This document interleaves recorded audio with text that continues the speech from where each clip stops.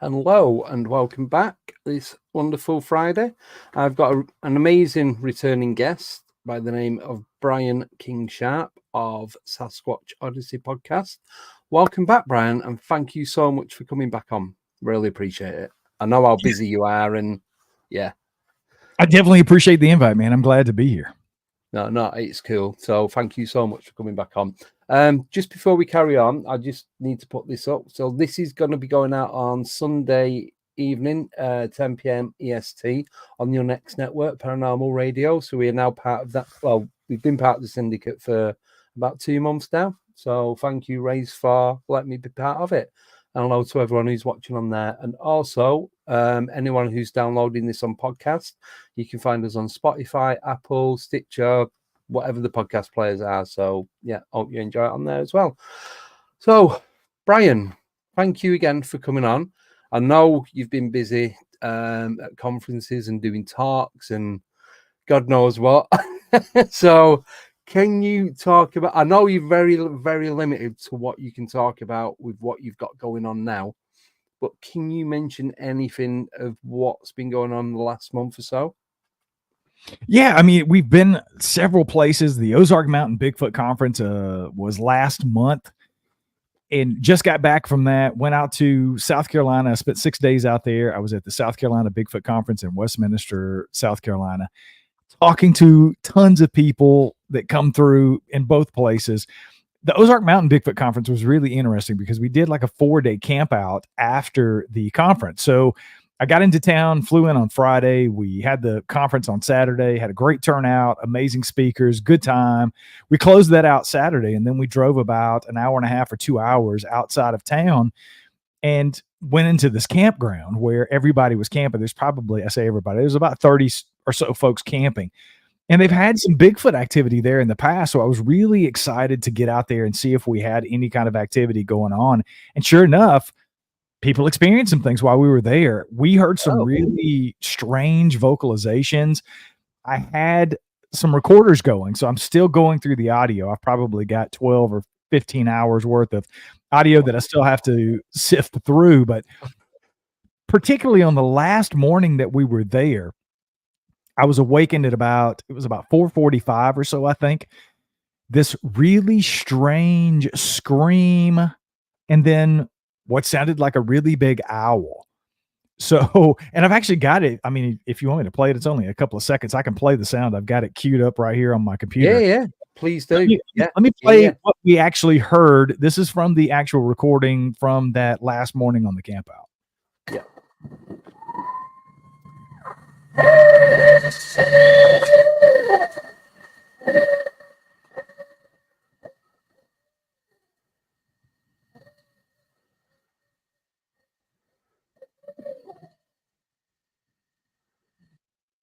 So that was looped. I think I looped it 3 times as far as the owl sound itself. But what really was strange to me was the scream in the beginning. Now, there were people there. Shane Carpenter was there. He's a pretty well-known Bigfoot researcher over here in the United States.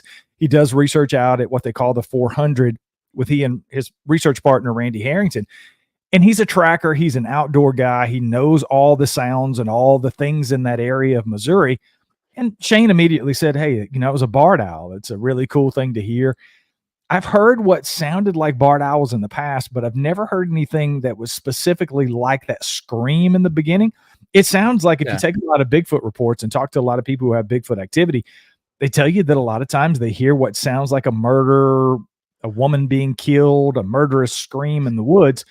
It's kind of what that sounded like in the beginning, but there were people there who said, yeah, that's just a barred owl, and it's probably mating season. I think it runs like February through August for the barred owls, and it's probably a male trying to get lucky or a female trying to draw a male in, vice versa. Yeah. I don't know. It's just really, really weird to me that we heard that. And there were some other things, some whoops and other things that people heard that I didn't particularly hear. Right. I did a lot of sitting around and talking to folks around the tent, around the campfire. So yeah, there was some really weird experiences that happened there. And then South Carolina was just more of a in and out. We did a 2-day thing there. I did my talk on Saturday with a bunch of other great speakers that they had lined up for that. It's a couple of years that we've done that festival. A lot of people, just thousands of people that are interested in the subject. So good, just a good time, man. And I just got back into town and trying to pump out as much content as possible. And thank goodness I'm not traveling again anymore through the rest of the year.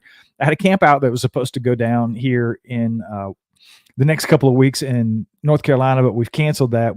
Because of the hurricane and other things that got canceled earlier in the month. So we were going to reschedule it for November, but I think we're going to do it in the spring of next year. So yeah, just hanging out and doing as much content and getting some time at home, man. It's been a busy travel. I'll actually be back over in the UK, I think maybe coming up in February. I'm going to be over filming some stuff. Hopefully it's super top secret, of course. Oh, I was just going to say, can you tell us whereabouts? Can you say north, east, southwest? I think we'll be in the area of Scotland, perhaps, possibly doing some things in Scotland. So yeah.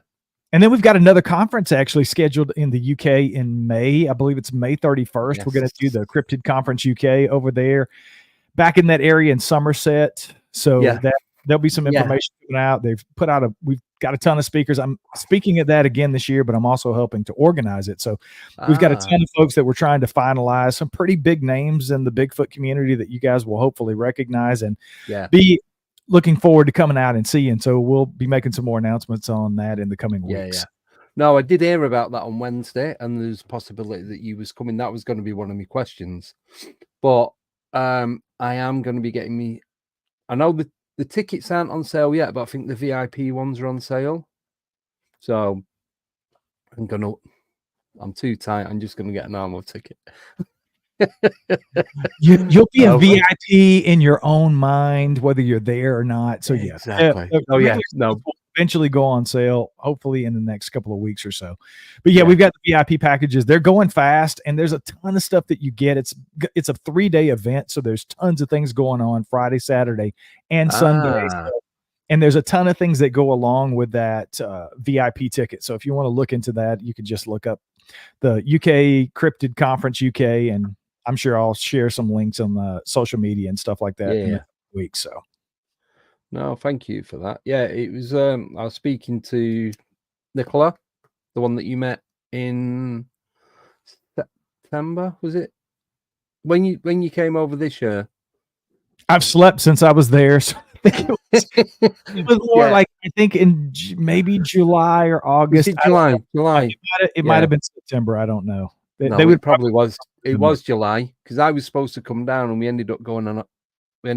That was the only weekend that we could get to go away. So it was like, family or my own thing. So family. There wasn't Brian and a bunch of Bigfoot people. I'll probably do the family vacation. Yeah, and I couldn't cut myself in half, so unfortunately, I do apologize. But definitely next year. So it's gonna looking be good. Forward to it. Yep. So I asked you as well earlier before we come on air about if you could talk about any of your previous encounters. Obviously, not the stuff that you're doing at the moment that you can't talk about, which would be great if you could, but I'm not going to push you for that. So what area was it that you first started going into with the paranormal? Was it straight into Bigfoot, or was there other branches that you went down first before getting to Bigfoot? Yeah, it was more of paranormal ghost activity kind of things that was going on in my childhood. My first love was Nessie, was my first Yeah. cryptid. I loved the Loch Ness monster. I loved the mystery. I loved everything about it. But as a kid, I was living in a house that was haunted. Anybody who's Yeah. listened to my show or seen me as a guest on other podcasts have heard this story plenty of times. But basically, in a nutshell, we were renting a home from a gentleman and his sons. He had a younger and older son. He had two kids that lived there before us. They were young adults at this time. And it was rumored it was a very small town. Everybody knew everybody. I mean, we literally had a caution light. I don't even think we had a stoplight in the town. It was so small. So everybody knew everybody, but there was these rumors about what these guys were into. They were supposedly into satanic worship, devil worship, and some of the occult things and just some really dark stuff. And I had met them. Their grandmother was my babysitter for a while. So I had hung around with them and seen them in different aspects of life. And then we moved into this house and immediately we started having these really strange experiences. I was hearing voices. I was waking up to a dark shadow figure standing over my bed. I was hearing scratching on the walls, just typical. I say typical, as some sort of demonic activity might be in one's house. I was having these experiences to the point it was scaring me so bad. Most nights I would collect a blanket and a pillow and I would be in my parents' bedroom sleeping at the foot of the bed because I didn't want to be alone in that room. And we continued to have these things going on. It just progressively got worse. And I was very haunted by it. I spent most of my time outside because of that, frankly. I was always an outside kid, but I just didn't want to be in that house. And later on in life, I figured out that my dad was going through substance abuse issues. He was an alcoholic. He was taking pills and all kinds of things at the house. So there was a whole lot of turmoil. But my mom told me later on in life, after we had conversations about that house and some of the things that I experienced, she told me that my dad had confided in her that he was having some of those very similar experiences. He would stay home from work a lot of times and I would be at school. My mom would be at work and he was having some of the very similar experiences that I was having. Now, I've always said, take it with a grain of salt. The man might've been drunk and or on pills. Yeah. But the fact that he confirmed that he was having some of the same weird and strange experiences I was having, to me, just kind of solidified to me that I really did experience what I was experiencing. It was in that house that I had my first experience, I think, with a Bigfoot while I was out in the woods. I went out into this particular area that I didn't spend a whole lot of time in because it creeped me out, frankly. I always felt like I was being watched when I went even towards that area. It was just this very ominous feeling of, I don't want to be there or I shouldn't be there. But I'd been just about everywhere else around the property. So I decided that this particular day I was going to go into this area that I'd normally not gone in. And I did. And almost immediately I had that feeling of being watched. I had that very ominous feeling of I shouldn't be here. And then I started hearing these strange noises. It sounded like something large and upright walking through the brush, which I couldn't see. It's very thick. If you've been out in the bush anywhere in the southeastern United States, it gets really thick, especially during the summertime. There's places you can't see 10 feet in front of you. And this is kind of where this was coming from. And then this thing started huffing and growling, and it was just really strange sounds that I'd never heard before. And it was doing what I now understand to be like a bluff charge. If you've ever seen a silverback gorilla bluff charge somebody on these videos on YouTube, that's what it sounded like just out of view on the other side of this brush and this really thick area. And I was frozen, man. I've described it in the book. I wrote a book earlier this year, Sasquatch Unleashed: The Truth Behind the Legend. And I talk about it in one of the first chapters of the book. And I think I described it in the book as it felt like my legs turned into like stumps, like 4x4s, and they were just driven into the ground. I just couldn't move. And eventually it seemed like it was forever, but it was probably, 30 seconds to maybe 60 seconds this went on. And finally the fight or flight kicked in, and flight was the choice that I took. And I hauled ass back to the house, 600 or 800 yards. And I hauled back to the house, and I didn't go in the woods for a long time. I would say it was probably about a year after that. I just wouldn't go into the woods because I was so afraid of whatever that was that I experienced. I know it wasn't a deer. It wasn't a bear. It certainly wasn't a squirrel. It wasn't a coyote. It wasn't any of the things that would normally be in Northwest Georgia at that time. Yeah. So I don't know. I didn't see what it was. I could never fully say that it was a Sasquatch experience, but knowing what I know now and how many people, I've probably talked to 1,000+ people at this point that have had those kind of similar experiences. And I put everything together in the totality of the circumstances. I believe it was probably more likely an experience with Bigfoot because I grew up with stories in that area. One of the most prolific stories that I wrote about in the book as well was from like 1977. There was a guy named Mr. Brown who was a ginseng hunter, and he was up on the mountain. His partner was supposed to go out with him that morning, didn't feel well, so he went up by himself. He hears some rustling and what sounds like somebody walking up to the area, but his friend never showed up, so he just keeps going on and doing his thing. And then the next time he hears this walking and this really weird, like huffing, gruffing sound, he looks up. There's a huge Sasquatch standing 25 feet away from him.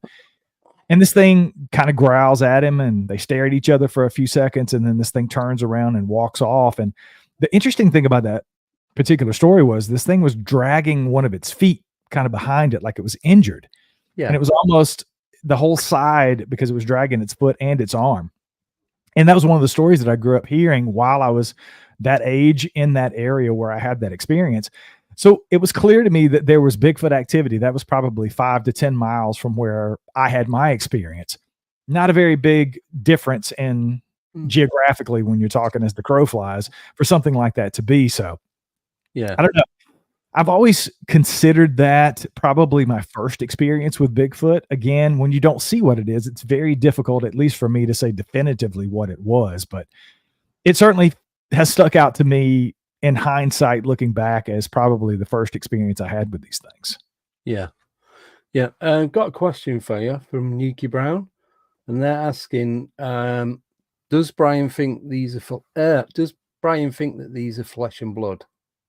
Brian definitely thinks they're flesh and blood. I've had so many conversations with people who don't.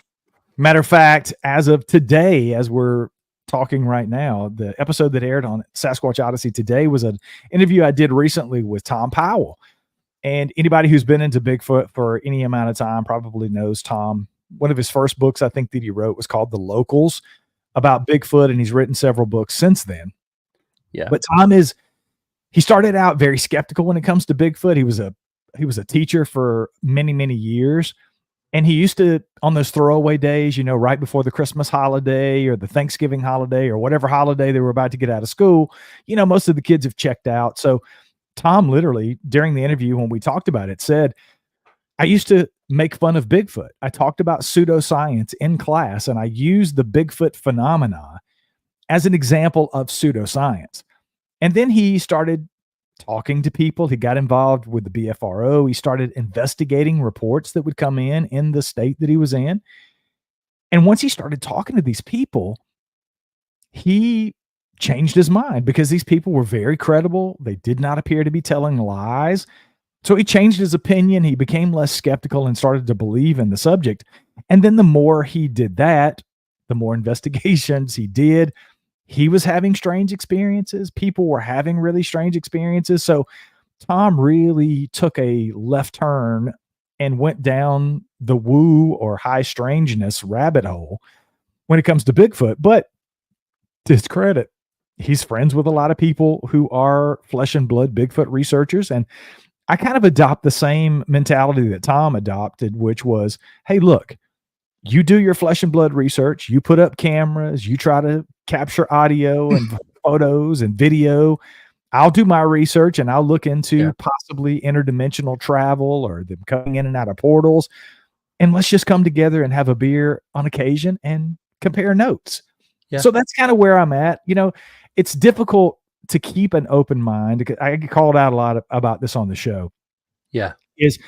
I consider myself very open-minded to those things, yet I'm very skeptical. I'm skeptical of my own experiences and my own evidence, just as I am with everybody else. But people say, how can you keep an open mind if you plant your flag in the flesh and blood camp?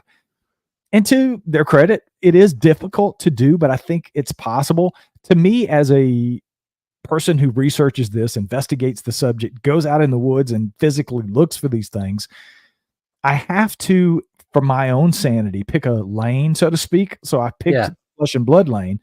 But if somebody comes to me tomorrow and proves, I don't know how you do this, but if you can prove to me beyond a shadow of a doubt that Bigfoot is interdimensional and they come in and out of portals, and or they're dropped off by aliens and UFOs to go to the bathroom and play around, and then they pick them up later, like if they're at the dog park. If you can convince me of that with evidence, I'm open to being wrong. So, but until then, yes, the short answer is I definitely believe these creatures are flesh and blood. Right. So, see, this is thing. So all these videos that we see, whether they've been faked or they're actually genuine, because I know a lot of them are quite difficult to tell. You never see a UFO, or you don't see him going into an orb or going behind a tree, becoming an orb, and vice versa. You never see any of that with all these other different theories of Sasquatch and Bigfoot. So this is what I can't get my head around. Like what you just saying, they must be flesh and blood.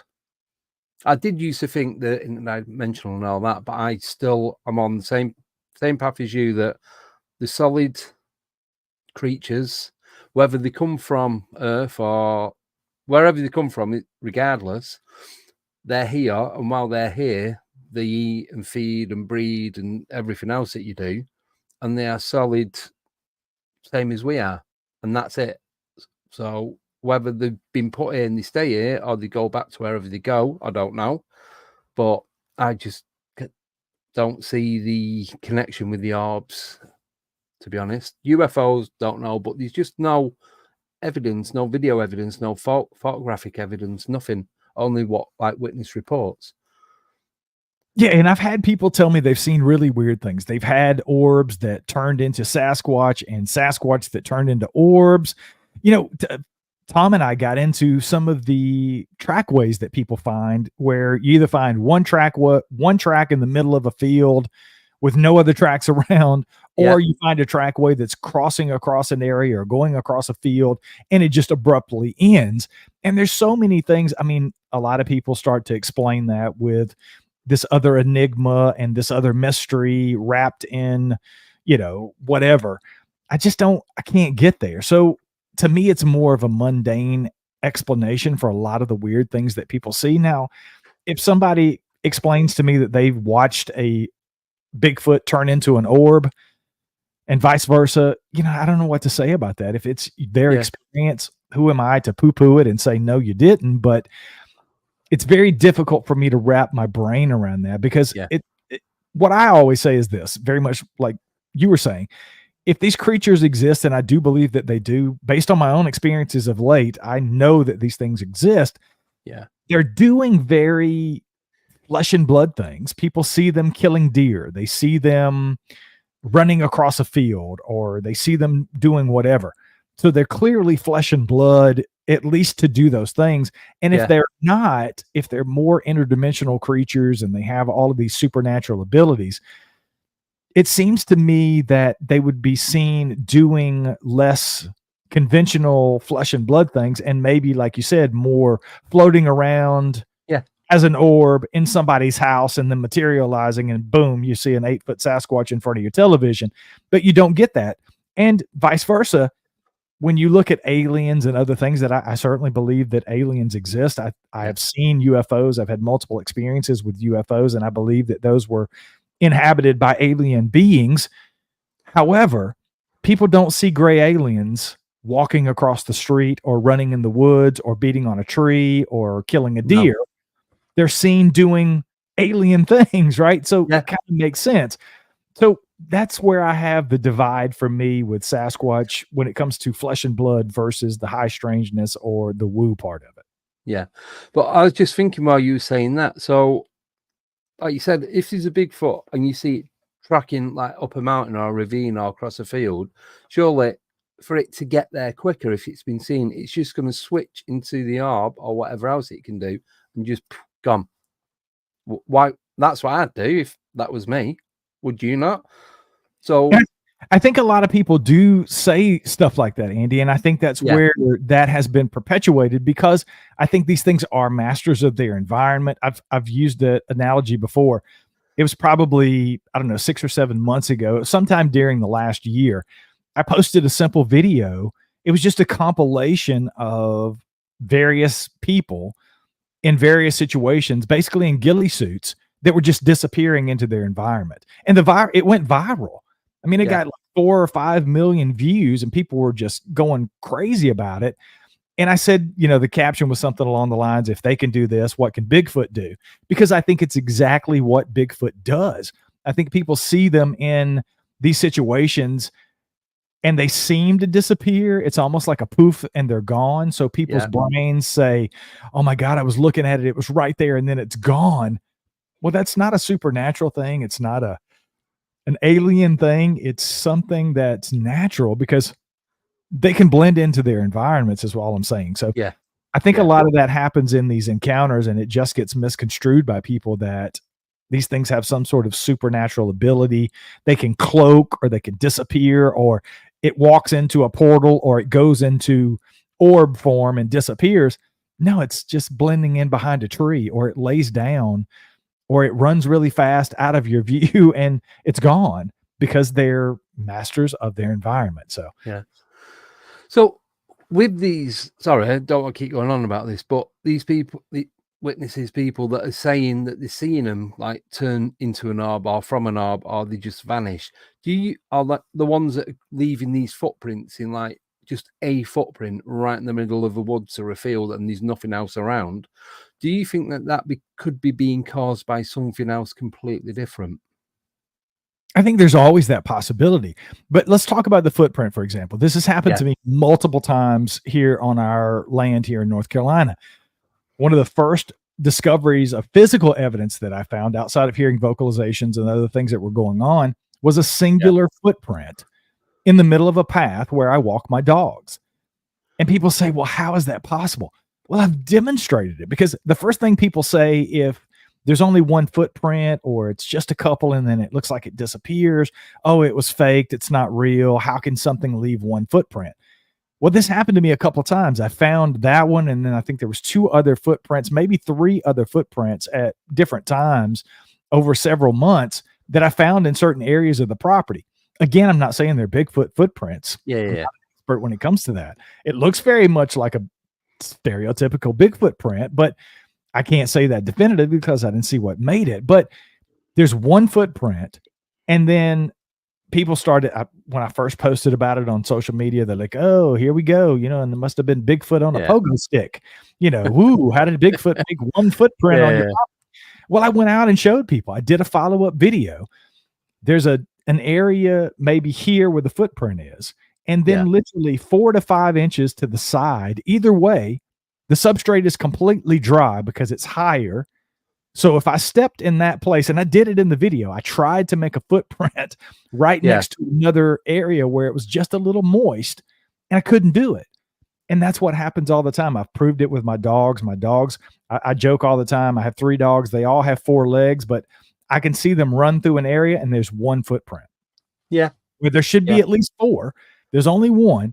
So it happens. So I think that goes back to Occam's razor. I think the simplest explanation is typically the explanation, even in a situation where now snow is a little different. I know people have talked about, and I've even seen a few videos here and there of people saying, look, here's a trackway in the middle of the snow. There's 45 footprints. There's another 300 yards in front and on all sides. And then it just stops. Well, they could be walking backwards. Animals do that, right? Other animals backtrack. Bears do it. If bears and other predators get really close to human populations, they will wipe their own footprints. They will wipe the footprints of their young so that people don't discover them or their young. They're that intelligent. So is it out of the realm of possibility that Sasquatch would do something like that, wipe away their footprints or walk backwards? Yeah, I think it's very probable. But it's like cats, just your normal domestic cat. They will step in their front with their back legs. They will step in their front 2 legs. So footprint. So you won't see the 4 what they would be making. you're only seeing the two because they know that that's safe to step in.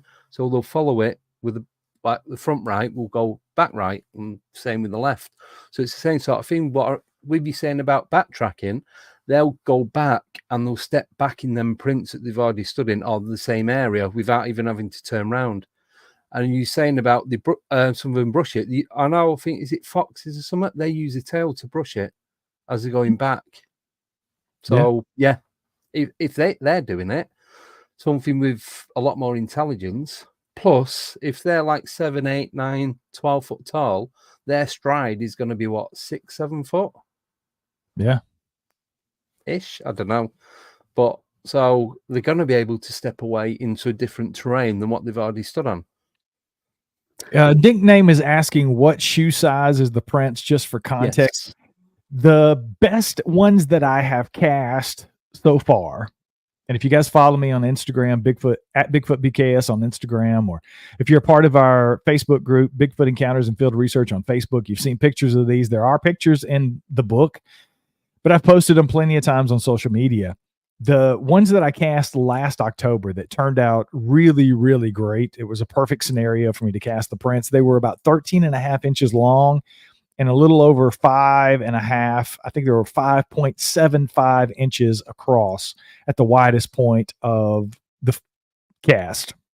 So you're probably looking at a little bit smaller than that, I would think, because casting tends to, sometimes depending on how you cast, and if it runs out, it can be a little bit smaller, a little bit bigger. It's never exact, but you're looking at roughly, let's say, 13.5 inches long by 6 inches wide. And I found a trackway just a couple of months ago, so almost a year later, and I found there was about 14 footprints that I could differentiate that I'm pretty sure was about 14. It was all in leaf litter. There was very little definition, if any, but it definitely looked like a trackway. There was 14 of those, and they, best I could tell, were probably 14.5 to 15 inches long. So based on what I know, my knowledge, training, and experience, which is very limited, honestly, when it comes to Bigfoot, because I don't think very few of us know anything about them. But when I've talked to other people, like Shane Carpenter comes to mind, he's done a lot with footprints. He's casted a lot of footprints. They're finding in their area, when he's casting these prints, they're pretty sure that they're dealing with juveniles versus adults, male versus female, and they're basing this on multiple cast over multiple years of what they believe to be the same subject. And what Shane found, which I thought was very interesting, we talked a little bit about this at the Ozark Mountain Bigfoot Conference. He was a speaker there as well. He says, look, typically humans might grow 1/4 of an inch, 1/2 an inch on a foot size for a kid during a year is pretty normal. Yeah. They're seeing 1 inch to 1.5 inches growth per year in some of these footprints of what they believe to be young Bigfoot and or juvenile Bigfoot. So, and I'm certainly, it's a stretch to say this again, because I can't say definitively it's even a Bigfoot, but if I cast a 13.5 inch cast print last year in October, and just a couple of months ago here the following year, these prints are roughly 1.5 inches to 2 inches longer than the ones that I cast last year. Is it the same individual? I'm probably going out on a limb here, but I would say I'm leaning towards it being the possibility that it's the same individual that's on the property. I mean, some people have, postulated it's some sort of a rogue male, maybe, that's out on its own, maybe a juvenile. I don't know. Just interesting. I think it's an interesting thing, but yeah, the footprints are, to me, some of the best evidence that we're ever going to have. I think some of the vocalizations and some of the things that people have captured on audio are intriguing as well, but I'm definitely getting more and more into the footprints as I started finding them, over the last couple of years. Yeah. So do you think then, like you're saying with the prints, you believe that they're the same individual that are doing them? So would you say that they, not the word's not territorial, but would you say they stay in the same area for X amount of time before moving on? Or do you think they're constantly, like a nomad, just constantly moving, looking for food, looking for shelter? That's a really good question. It's something that I've always wanted to have the answer to, and I certainly don't have any clue. Again, people who have been in this a lot longer than me, some people postulate that they do migrate on some level, which makes sense, I guess. I would think the way I tend to look at everything Bigfoot related is I try to relate it to something known. It just helps me for my own sanity to compare it to something like a black bear, for example. So I think it's very much like that. If they do have some sort of a territory, it would be similar, in my opinion, to a black bear. Can the same black bear that's seen on our property travel 25 miles away?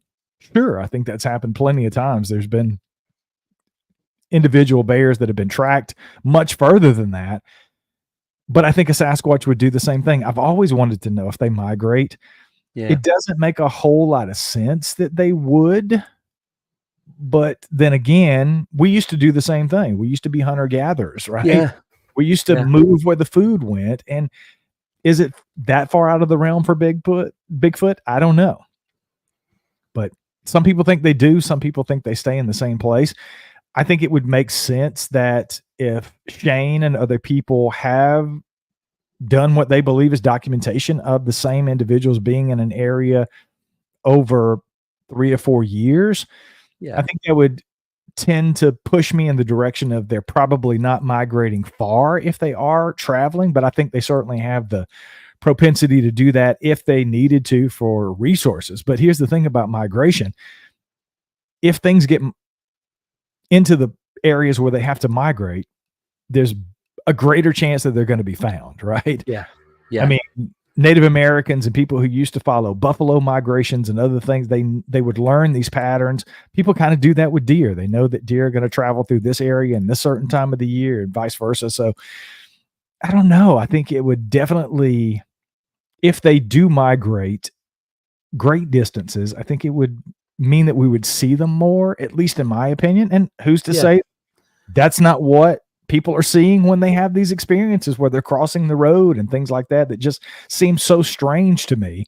This highly elusive creature that's not known to science, but you can see one on a busy highway crossing the road at 2:00 in the morning. Maybe they're in the point where they're migrating at that point. I don't know. Yeah. See, it would make a lot more sense that they stay, like you say, it could be like a 5-mile radius or something, and they stay in that area because they know where they can hide. They know where humans are, they know where the food is, they know where they can shelter, they know like places to go to a bathroom without it being found. But then, like, due to development, which is happening everywhere now, there's more and more, I suppose then they have to move.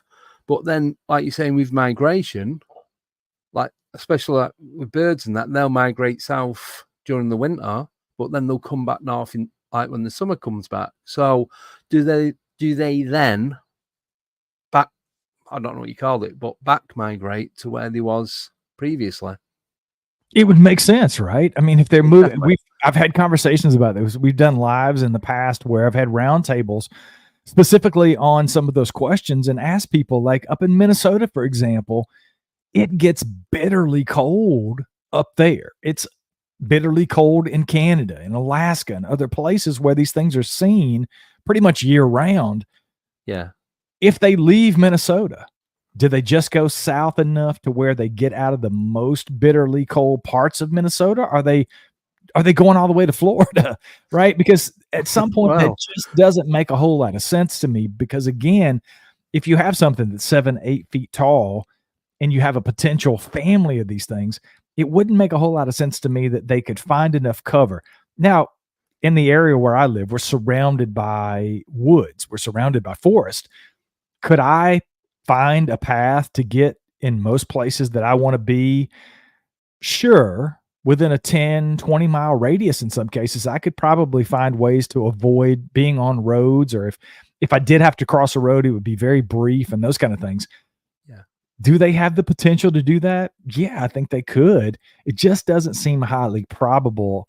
If they're migrating, what qualifies as migration? Is a half a mile or a mile or 5 miles? Is that a true migration, or are they just moving around a bit? Yeah. to a different area that may still be in their greater Yeah, territory. yeah, However, that's figured out amongst the other big feet, I guess would be the question. yeah. Because I was just thinking of you saying that it's like during the winter months, they're gonna move to where the food is. They're gonna stay close to any like running water. So then they've got fresh water source, like not just for drinking, but I suppose they're gonna have some sort of hygiene, like washing, because all the other creatures they have some sort, like cats and dogs, they clean themselves, monkeys, apes, everything. So they're gonna have that as what's it called? Your natural knowledge. Can't think what the word is. It's gone. So are they just moving when the food's moving, but then kind of like whether it's off to the side or a little bit behind, so they're just following it, and that's why they go for X amount of months, X amount of year, or then are they following it and then they find another food source, and then they latch onto that, and then they follow that one. Do you know what I mean? It could be, oh, found this. There's a lot more. There's more abundance of this. Like there's more deer, or there's more, hogs, whatever. I don't know. I don't know what they eat. But you know what I mean, though. They might find a better area for food, like vegetation as well. Yeah, and I'll be honest, I mean, if I were a Bigfoot or even a person, I've lived off grid here on our own property for almost 2 years when we first bought the property.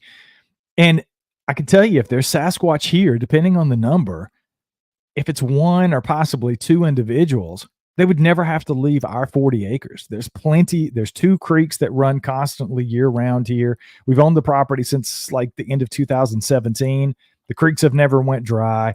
And just across the street from me is another hundreds and hundreds of acres of nothing but land with a bigger creek just across the street. So there's constant water source. There's fish in the creek. There's deer, there's rabbit, there's squirrel, there's wild turkey everywhere. It's a plethora of resources for, frankly, humans and or Sasquatch. So just that, if you take that small little area that we're in, 40 acres sounds like a lot, but it's not a huge swath of land. No. The land around us that we don't own, there's nobody else there. It's literally nothing but trees, leaves, and sticks, and animals and water. So again, if I were a Sasquatch, I would probably never have to leave this, say 100-acre area just around where we are. They could survive here for many, many, many years off the resources, the nuts, the berries. There's wild grapes that grow in this, everything you can imagine, blackberries, raspberries, everywhere, all over the place. So yeah, I don't think it's out of the question that there's a lot of places that they wouldn't have to move very far because of the resources that are available right there where they are. Yeah. It's like the videos that you see where, sorry, got that tickly cough again.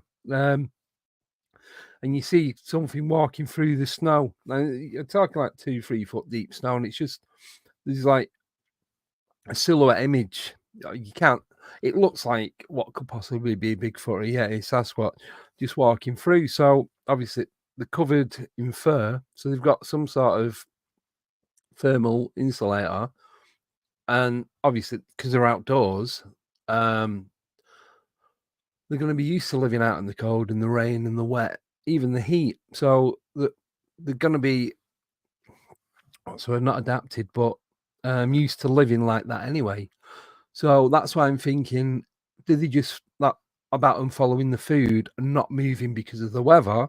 Because sorry, I just need to cough. Let's talk amongst ourselves while he's coughing. And to your point, I'll just add this while that's going on. It comes down to a couple of different things, but I think what you were kind of getting at was like when we were talking about Minnesota earlier, there's peat bogs up in Minnesota. And that was one of the things I think Doug Hychek was a part of that group that we were having that discussion with when I did the roundtable. And he says, look, I think they find these peat bogs and they emit heat. I mean, you've seen there's the monkeys. I don't remember where it's at exactly, but there's the cool videos of the monkeys that find the hot springs and it's really freezing cold outside. And all the monkeys and the baboons that know about the hot springs go and get in there and stay warm. So I think there's things like that that could happen just about anywhere, because I've always said this, it doesn't make sense to me. like in the bitter cold in Alaska or Minnesota or some of the colder places in the lower 48, that these things could exist because if they're similar to great apes, if you took say a mountain gorilla, a big silverback mountain gorilla, and dropped him in the middle of Minnesota where it gets 30 below zero, he's going to die because he's not used to that environment. He's not accustomed to that. He has no way of dealing with that. But if you're a Sasquatch that has been in that area, or your predecessors, your lineage has been there for hundreds or thousands of years, you have adapted to that. You know where the peat bogs are, you know where the caves are, you know where the places where you can get warm and get out of that in the extreme bitterness of the cold. Is it possible? I think it is. So yeah, I don't know. Even outside of the resources, just the weather and the extreme cold and extreme heat on the opposite side of that, like Florida, for example, gets extremely brutally hot during the summer, but there's plenty of water sources for something like a Sasquatch, or just like we do. We go cool ourselves in the water and we exist. We make it through just fine and get through the summer, right? So yeah, I think they have the ability to do all of those things if they're in those areas. Yeah. Natural instinct. That's what I was looking for. That's the word that I was trying to think of. Yeah. I had to write it down before I forgot it again. But all you had to do was cough and you got it. See? There. Superpower. That's what it is. But no, it just make a lot more sense, because then you've got like the Yeti that supposedly is up in the Himalayas. That's constantly covered in snow. So if they're surviving, and it's like us humans, if we was to be put out and just dumped, like you have these reality TV shows, I know it's a little bit different, but you will find a way, you will adapt to what you need to. People know how to create and make things to stay alive. It's all built in. So if all mammals, all animals do it, birds, fish, humans, a lot. So why can they not? Yeah, I agree. If you've ever watched the show Alone, you see what people are capable of doing. They find a way. Some of them lose, 20% of their body weight. They still survive. They find a way to find food. They find clean water. They stay in. Sometimes it's brutally cold. It's snowing outside. People find a way. Animals find a way. So yeah, I certainly think Sasquatch have the ability to survive whatever they're faced with. Yeah, definitely.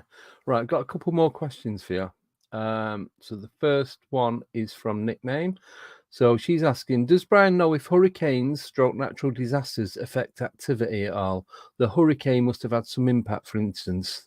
I'm guessing she's talking about the ones in Carolina.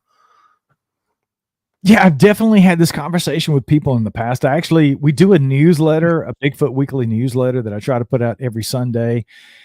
Doesn't always happen every Sunday, admittedly. I sometimes am a week behind, but I've written entire portions of the newsletter about some of these very things.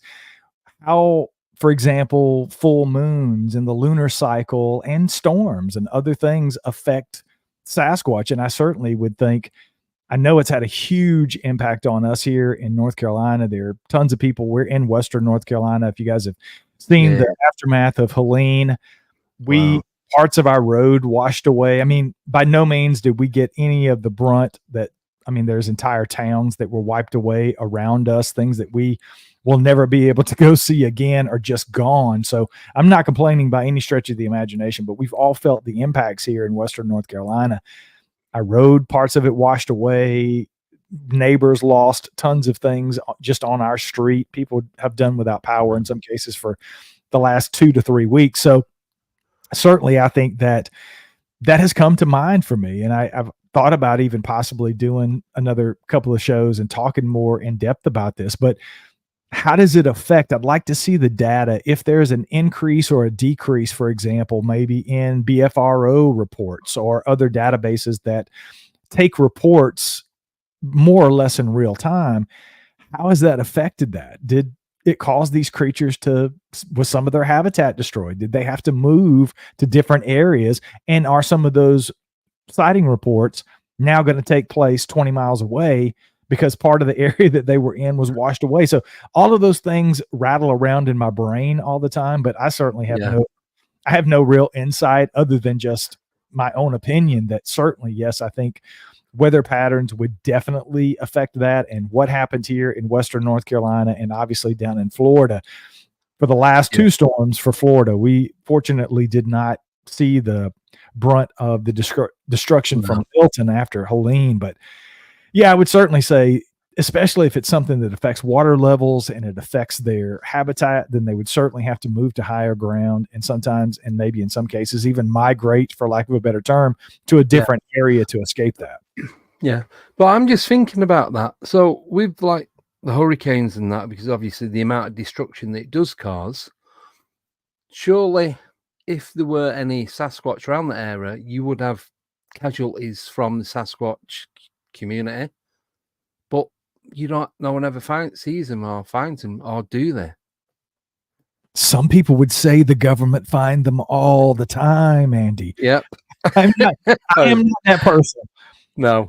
But it does, yeah, to your point, all jokes aside, it does make sense. And again, that's one of the things that rattles around my brain. Is it possible that some of them might have there were certainly human casualties. Tons of people lost their lives here in Western North Carolina and obviously in Florida. So it is possible that some of them might have. But again, if you see some of those things, there's still people that are missing. Some of these people, unfortunately, that lost their lives during Helene will never be found. No. The remains will probably never be found because of the circumstances and situation. So I think it's very similar. I think I write about that. I talk about that in the book. People always say, where are the bodies? Why can't we find the bodies? Yeah. Go out into your woods right now and find me a dead squirrel or a dead rabbit or a dead deer or a dead fox or a dead bear. You just don't do it. It's very, very rare. We found a few sets of bones here and there on the property from what looked like deer and some other maybe coyote or small canids or something like that. But by and large, it's very difficult to go into any swath of woods anywhere and just find remains of anything. So if you look at it to me in through that lens, it's a little easier to explain why you wouldn't see a Bigfoot body or why hasn't anybody found them. And some people, again, have claimed to have found them. But yeah, I think it's a simple explanation, and nature takes care of itself. If things die in the woods, it doesn't take long for them to disappear. And there has to be people looking for them. There has to be people in those areas. There could be a dead Sasquatch right now in the middle of my property. And unless I smelled it, I would never know because I've probably never been there. There are plenty of places on our property, as much as I've hiked it and as much as I've explored it, that I haven't been to yet. So, and that's just 40 acres. That's a very, very tiny, tiny bit of land in the totality of everywhere that these things could exist and or possibly die. And then you start factoring in death rate, longevity of their life. If they live to be 50, 60, 70 years old and there's 10 of them in that area, how often does one of them pass away? Maybe one every 40 years or every 50 years. If it's natural causes, that's not a lot, right? So, if there's 800 or 900 of them, and that could certainly be, some people think there's tons, there's thousands, tens of thousands of them. I tend to believe that they're more, in my opinion, and I don't even have anything to base this on outside of just conversations I've had with people that are smarter than me. Jeff Meldrum being one, who believes that if you're looking at a population of Sasquatch here in the lower 48, you're probably looking for every 500 black bear, there may be one Sasquatch in a particular area. So if you do the math, other people have sort of extrapolated that out to be, you're looking at maybe 800 or 900 Sasquatch across the whole of the entire lower 48 states of the United States. That is hundreds and hundreds of millions of acres and potential places for 800 or 900 Sasquatch to be. I mean, I could tell you right now, Andy, I've got these big sacks of money. They're 8 feet tall and 4 feet wide, and they've each got $1 billion in them. And I've got 800 of them. And I'm going to drop them at random spots in the middle of nowhere here in the lower 48. All you have to do is find one of them. You could spend the entirety of the rest of your life searching for that one bag that's never going to move. It's always going to be in the same place. Nobody's ever going to move it after I place it there. And I guarantee you won't find one. Yep. And then you compare that to a Sasquatch who is probably smarter than we are in a lot of cases, who is the masters of their environment. And you may have 200 of us yahoos across the entirety of the world who do this full time, who might get out in the woods 50 to 150 days a year in those areas where they might be. You just do the math, and it makes sense that we haven't found them, honestly. Yeah. Well, I was going to say, it's like when you said you've not covered all the land that you've got, the 40 acres. All you'll need is like 10 square foot where there could be a Sasquatch, and you wouldn't, like you said, you wouldn't even know. You could be a foot away from that 10 that square, and you wouldn't know it was there if it's not moving, and unless you step into it. But you're not going to know. You're going to need to step into it unless you pick something up. So yeah. And when you break it down like that for people, I've seen some light bulbs go off when people who are even want to believe, but they're not sure. They're like, I just can't get past why we can't find the bodies. And I say something like very similar to what we just talked about, and you see a light bulb every once in a while go, ding, wow, I've never really thought about it that way. But it's true. I mean, there's so much land and so much area to be covered where these things could potentially be. There's just not enough people looking. There's not enough people. And everybody says, oh, there's hundreds of millions of people go out in national forest every year. They would have found something by now. Okay, well, that's right. There's hundreds of millions of people go out hiking in the woods and do all kinds of things. 99.98% of them are not looking for Sasquatch. They're looking at their phones, or they're looking straight ahead, or they're not looking for sign. They're not looking for, and they're on trails. They're not going off trail. So again, something could be 30 feet off the trail and you'd walk right by it and never know it's there. I could drop a freaking car 30 feet off of some trails and people would never know it's there. It could be a big, bright red Hummer in the middle of the woods and nobody would see it because they're not looking. So yeah, it makes sense when you think about it in those terms that we haven't found Sasquatch for a lot of reasons. And the thing is, then people are not all in the national parks at the same time. So it's all right having these calculated amount of people that are going, but it's not like I said, they're not all there at once.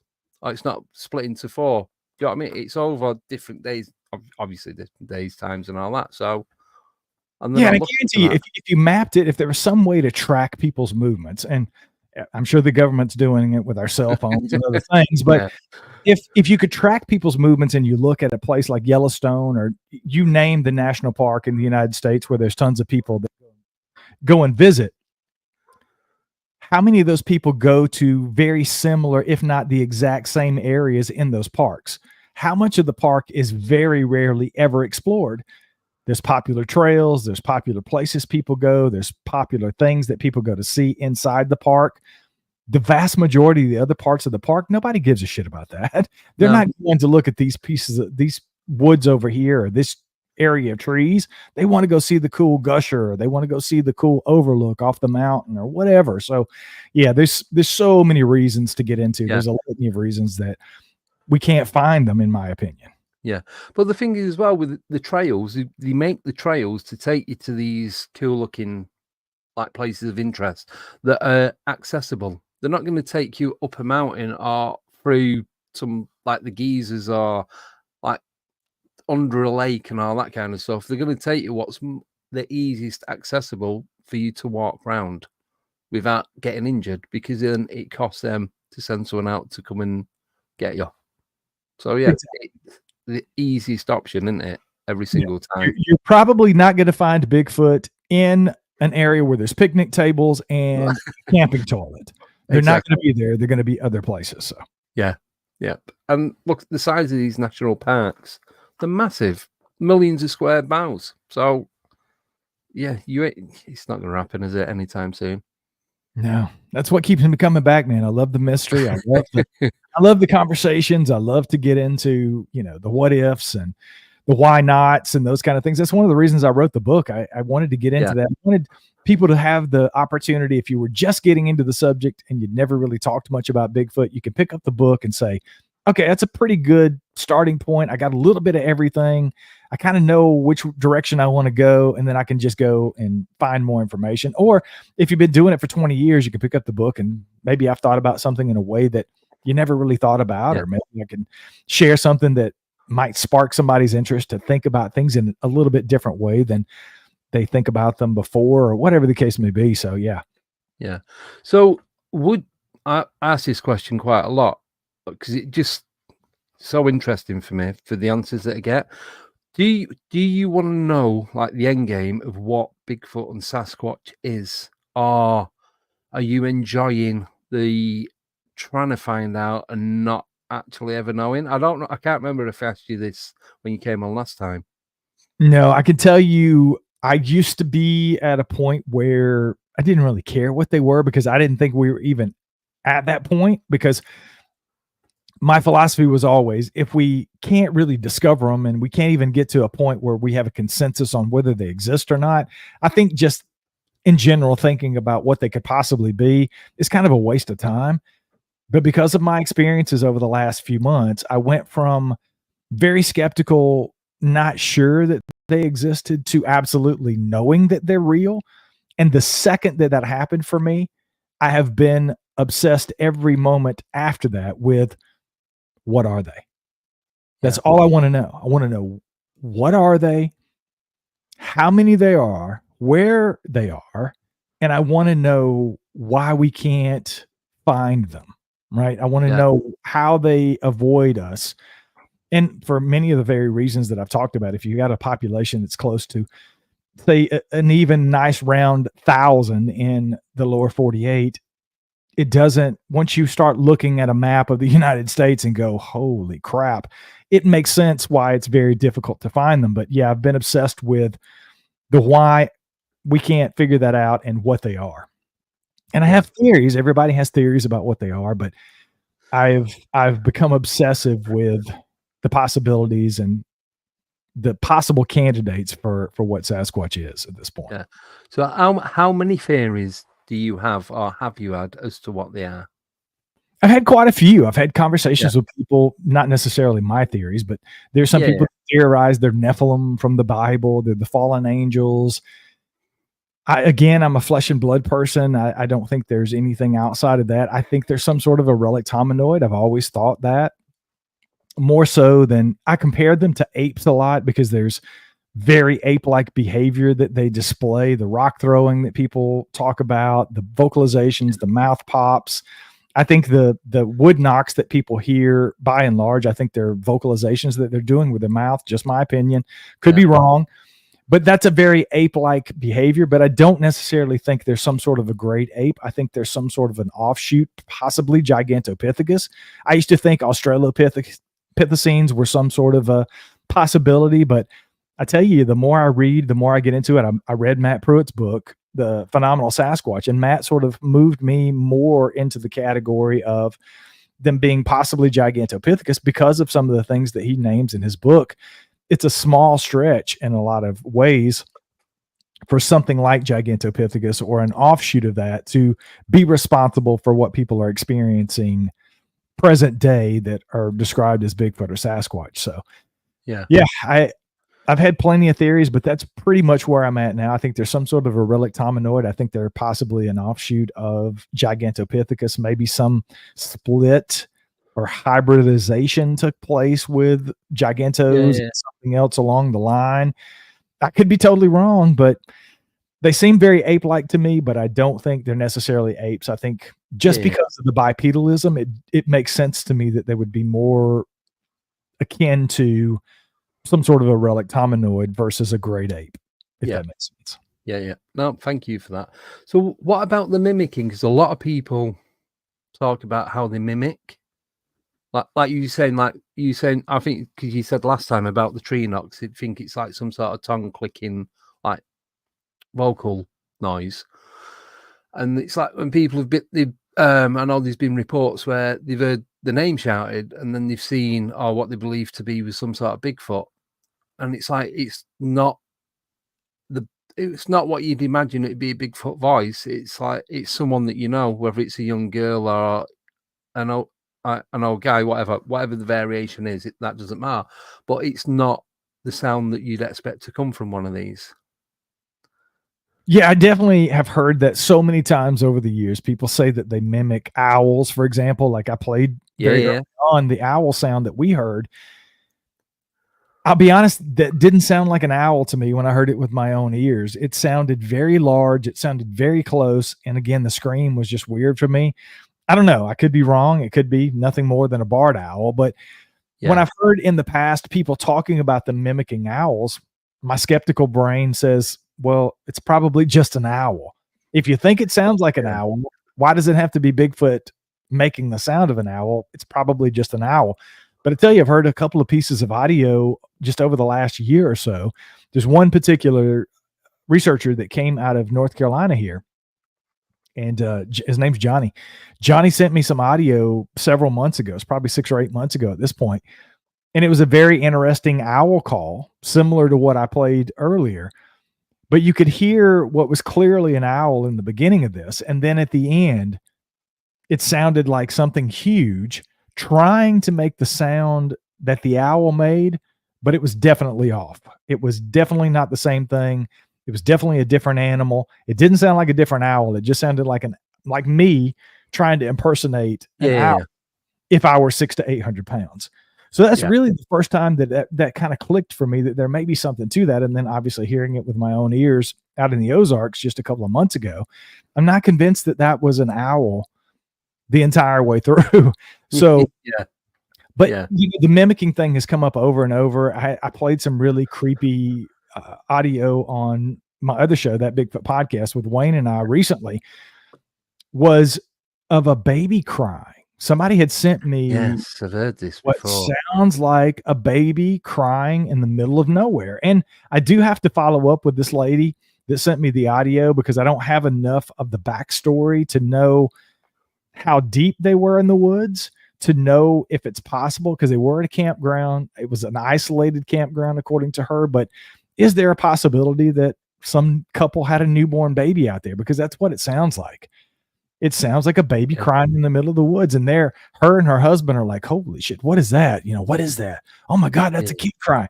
So everything sounds legitimate to me, and it probably is. But if it's not a baby crying, it is something that sounds exactly like a baby crying. But I've heard those kind of stories many, many times. There's Fred that I feature here on Sasquatch Odyssey often from Alaska. Fred tells tons of stories. He has a great YouTube channel, Subarctic Alaskan Sasquatch is his channel over here on YouTube. But he shares a lot of really haunting, scary stories, because there tends to be a lot of aggression in Alaskan Sasquatch, at least the stories that he collects. And one of the stories he told was some of his relatives. I don't know if it was a cousin or some sort of relative to him that shared their experience of being out in a cabin in the middle of nowhere and something sounding like a baby crying, trying to lure them out of their cabin. And they didn't fall for it, because they were smart enough, knew enough about the phenomenon to say, I'm not okay with that. But is that a possibility? I don't know. I don't know why they would do that, if it even makes sense to me. But there's a lot of that going around, and some of the audio that I've heard, it really makes you scratch your head and go, is it possible they're mimicking babies crying? And if they are, what could be the possible there's no good outcome, in my opinion, for being in the middle of the woods and hearing what sounds like a baby crying, and you going to check it out. I don't think that's going to I'd be going the opposite way. Yeah, I'd be gone. But then it's like, that could be the paranormal, the spirit, the ghost, the goblin, changelings. You know what I mean? The fae. Because there's a lot of that that's accounted for on that side as well, isn't there? So the thing is, we just don't know, do we? We just don't know. That's what keeps me coming back, man. I love the mystery. Yeah. No, it's all good. So what about then the mind speak with Bigfoot? Because I've interviewed people that have said they've had that. Is that a thing that you go with or not? It's definitely a thing. I tend to approach it with, hey, if that's your experience, Who am I Yeah. to say that you didn't have that experience? But personally, what I've always said, anybody who's listened to me for any amount of time, either on my show or guesting on another show, I think it is more along the lines of we all have that sixth sense, that lizard brain that kicks in when we're in danger or there's something going on that we're not aware of, maybe physically, but subconsciously we know. It's that feeling in the pit of your stomach. And I've compared it to before you go to a party or you go into an area where there's a bunch of people in a room and you have that feeling that somebody's staring at you, and you look around and sure enough, somebody is staring right at you. Was that them telepathically saying something to you in your brain to make you look at them? No, I don't think it was. I think it was the fact that your body is designed to pick up on that. It's the same thing that happens if you've ever been out in the woods and had a big cat stalk you. I've had people, I believe I may have had that a couple of times over the last summer here on the property, but it's a very scary thing. But your body tells you, like, something on the hair, the back on the neck stands up, the hair stands up, the arm stands up. You get this feeling like something's not right here.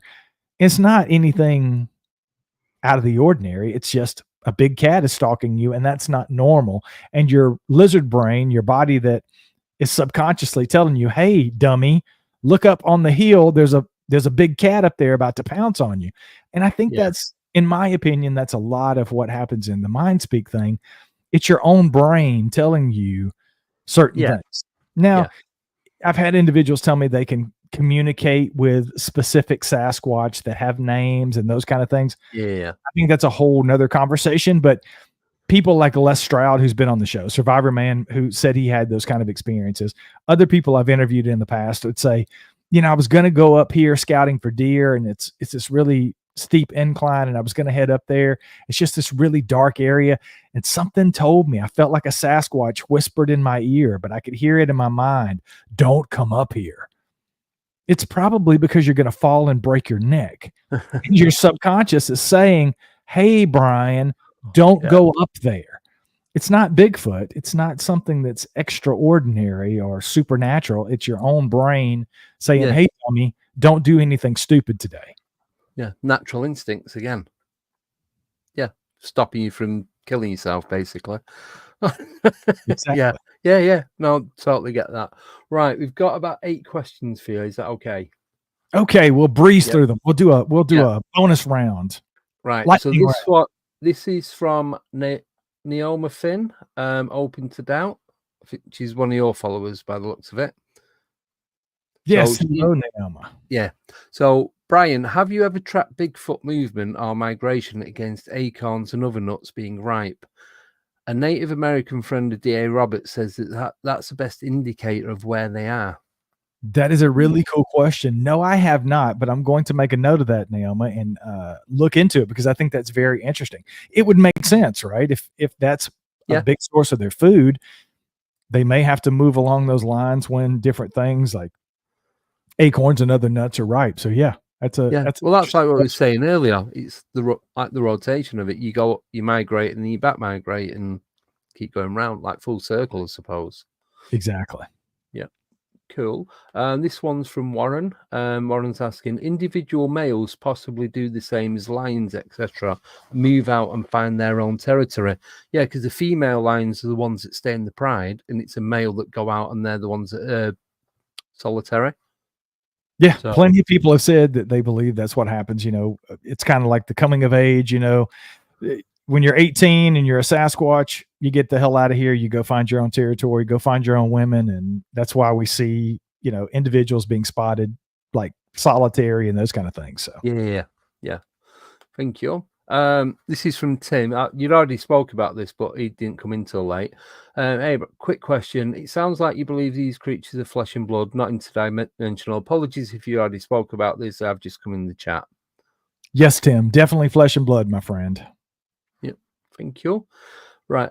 This is from Jojo, one of the moderators. Does Brian think that in the UK we have Sasquatch? I tell you, I was very apprehensive about that possibility until I was over there this past summer. And I tell you, I went out in the woods into a couple of research areas that shocked me. Well, actually, the train ride from London to Bridgewater shocked me, because I was not expecting to see those wide open spaces with a lot of woods in certain areas. And I caught myself several times on the train thinking, damn, if I was a Sasquatch, I could move around here and go relatively unseen for quite a ways. And then when I got into the woods over here, I mean, they talk about food. There was water sources. There were tons of sheep that backed up to this one area that we were in. And we actually found a couple of carcasses and some bone piles of sheep on the other side of the fence outside of where the sheep would normally be. And it was really interesting to me because I asked the folks who were native to the UK, I was like, well, what kind of predators do you guys have over here? Do you have wolves and things like that where they drag these sheep over and killed them? And they were like, no, the biggest thing we have are foxes. And I was like, yeah, a fox didn't take down a 400-pound sheep. But that was really interesting. So that changed my mind when I saw the amount of at least certain areas where there's a lot of wooded area. I came away thinking, yeah, it's a possibility for sure. Yeah. Well, they have admitted now that we do have big cats in the UK. So they're the ones I think that were released when they changed the exotic pets licensing back in the 70s, and people just like open the door and let them go because it was easier to do that than go for all the red tape. Or you've got ones that have escaped from zoos, private zoos, where possibly the owners have died and the animals, or they've just got out. And if they've been keeping them illegally, are you going to go and report it to? No one. You just like, yeah, if we find it, we bring it back. If we don't, it's just one of them, innit? Count our losses. So that's what I think a lot of it is here in the UK. Makes sense. Yep. Right. This next one is from Og. Where are the most sightings, please? So I think she means in the US. Is there any particular? I think the majority of them come from the Pacific Northwest. Florida actually ranks pretty high. I think Florida may be third in total number of sightings, which is kind of weird for a lot of people. It doesn't make sense. I know people that think they don't exist in Florida at all, but I would say Washington State would probably be number one. And then after that, it would just kind of go from west to east all the way over to the East Coast. Now, there are a lot of sightings on the East Coast and different areas, but primarily in the western part of the country up in the Pacific Northwest. Yeah, thank you. Are there many sightings in Canada? I mean, like right in the north where it's like just snow. Yeah, I've seen quite a few databases that I've had access to that there are quite a few now, not necessarily really new sightings or within the last, 20, 30 years, but they're over the course of time when they've started documenting those things. There's quite a few actually in Canada. Oh, thank you for that. Next question, it's double question. It's same again from Warren. It's asking, what are Brian's thoughts in regard to Bigfoot having a language and how does it fit in with the Sierra sounds? Good question. I would think they would have to have some sort of way to communicate, some kind of a language. I mean, plenty of people have said, like with the Sierra Sounds, that there are language and phonics that are going on in the Sierra Sounds. I have issues with the Sierra Sounds. I'll just be honest with you. I'm not sure that they're 100% authentic, which is kind of weird because when I was in Canada last year on expedition, I heard what sounded like samurai chatter about 30 feet away from us in the woods in the fire. It was just that kind of sound. Yeah. Very reminiscent of what you hear on the Sierra Sounds, but I don't know what made it. I don't know what it could have been other than a Bigfoot, but it certainly sounded like what we hear on the Sierra Sound. So yeah, I think it's possible that they have some sort of a language. Would they have to have? No. I mean, there's plenty of animals. Elephants don't talk. Lions don't talk. There's plenty of animals. Gorillas don't talk. A lot of primates have, some of them have learned sign language. They use hand signals and other things to communicate. So I think Bigfoot could do any of the above. I don't necessarily think they would have a language like most of us would think about a language. I think maybe there's some bare bones parts of what would be a language, but certainly not like we're speaking now. I don't think. No. Right. So going back to the paranormal side of this, do you think that there's anything out there that could be mimicking Bigfoot, like I said before about Bigfoot mimicking other animals, do you think it could go the other way on the paranormal side of things?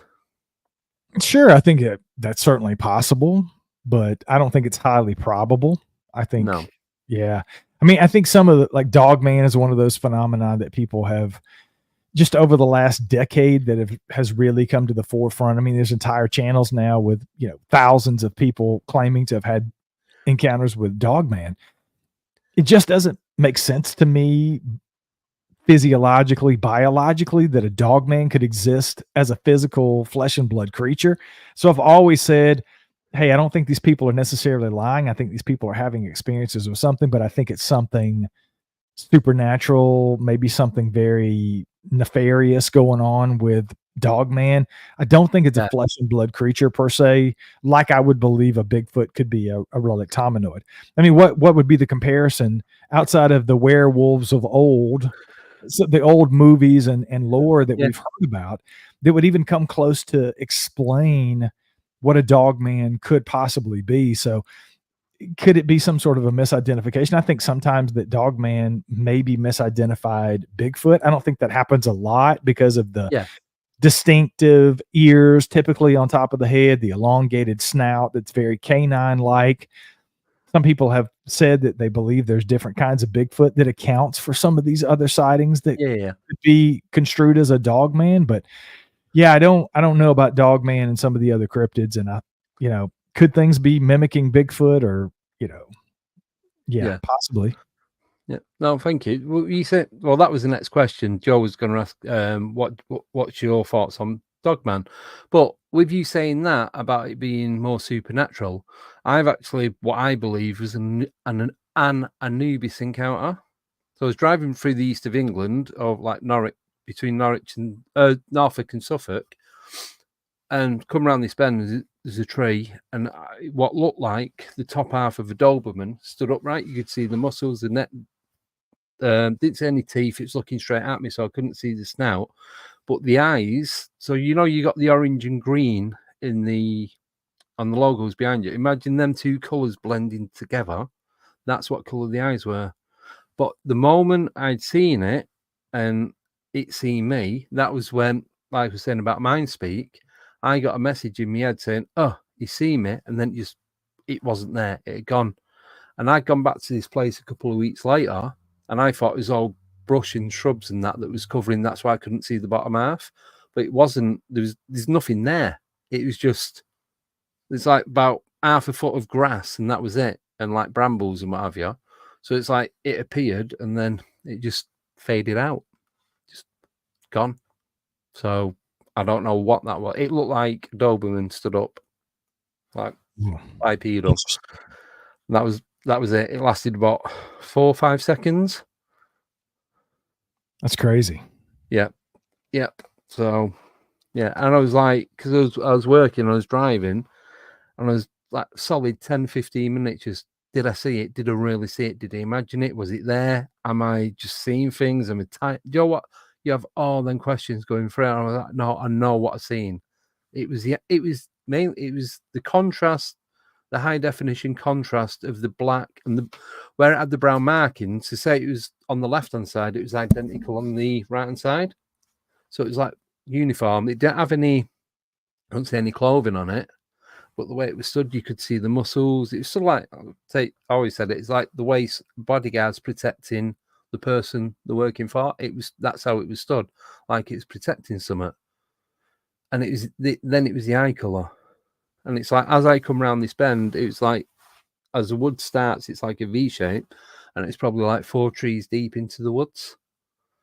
But there were a lot of pig farms around the area. Whether that's any relevance to it, I don't know. But yeah, and I like locked my doors and kept driving. And one of the guys said to me, "Did you not get out and have a look?" No, I didn't. Why would I want to do that? I've just seen this thing that I believe is Anubis type creature.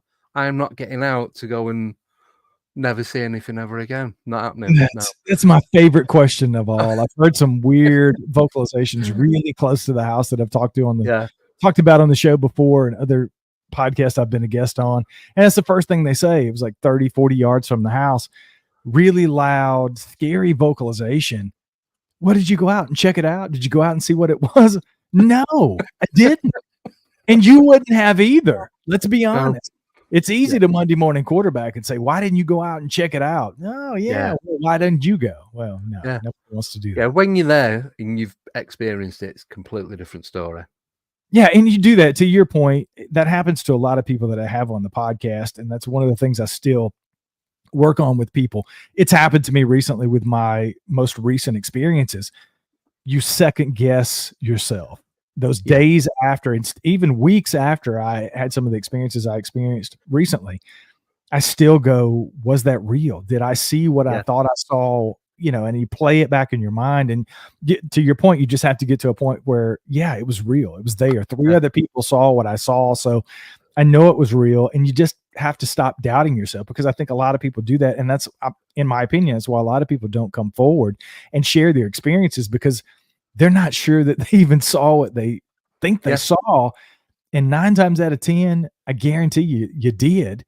And you might want to talk to somebody about it. So I always encourage people to seek somebody out like you or me, or somewhere you can go and have a safe conversation with somebody who's not gonna call you crazy, and just listen to your story, because sometimes that's all people need, is just to get their story off their chest, and somebody go, wow, that's crazy, but you're not crazy. Because I think that's one of the most important and empowering things we can do as a community, is lift people up who've had those kind of experiences and share them with people. See, it's I've one had of the greatest things you can do. Yeah, I had a guy who doesn't live too far from where I used to live, and he had a UFO encounter with an arbor that over the farmhouse that they used to live in, and this was over 30 years ago. He'd never spoke to anyone about it.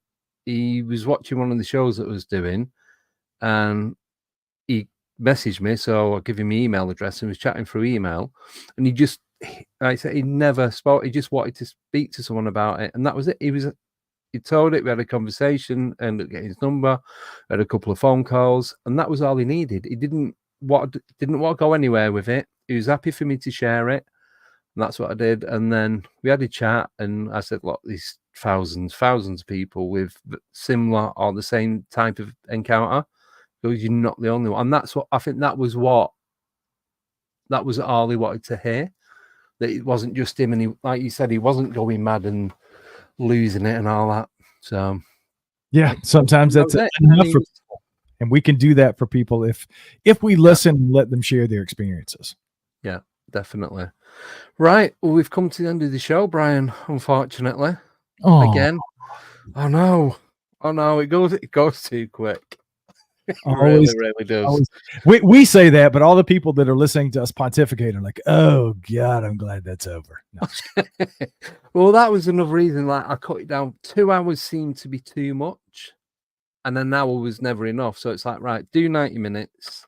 It's length of a decent movie. So that's what I went with. Yeah. So massive thank you to you for coming back on. And I just want to say a massive thank you to Danny, because he arranges everything. So if it wasn't for him, then I would be nowhere. I would never go anywhere or be anywhere, because he would never set it up. So yes. Yeah. So he contacted me the other day, and it's like, got everything. I'll send it all over on Thursday. So all good. So massive thank you to Danny for everything that he does as well. So, and amazing, just carry on doing what you're doing, and hopefully you'll be able to share some of the stuff that you've done, and we'll be seeing it on TV, won't we? Yeah, let's plug that right quick before we get out of here. There is a documentary that I was a part of that will be out before the end of the year, featuring somebody from the United Kingdom, a young guy over there by the name of Daniel Barnett. His story, it's called My Bigfoot Life. I was glad to be a part of that project, and it's in the editing phase now. It should be out before the end of the year. So you guys make sure you catch it on streaming networks. I don't know exactly where it'll be at this point, but pretty much you stream things, you can find My Bigfoot Life and look for that. And you'll get a little inside peek into some of the things that we'll be talking about and some of those experiences after that airs. So excellent. Right. I'm going to say thank you once again. Fingers crossed I will get to meet you next year in May. I'm definitely going to be getting a ticket. I've already told the missus, and she goes, as long as it's not the one where we're going away. It's like, look, we're not booking anything for that one. We'll go on the next one. Don't worry about it. So yeah, it's all good. So yeah, those who haven't already subscribed, please go to Brian's channel with Sasquatch Odyssey and all the other ones that he does. I have got all the links that I'm going to put up and put them in the description and the show notes on the podcast. So you just be able to click on it. It'll take you straight there. Thank you everyone in the chat, both on my channel and on Brian's channel, and everyone who is watching on Brian's Facebook as well. Really appreciate it. And people that are going to be watching on Next Network tomorrow night, 10 p.m. EST.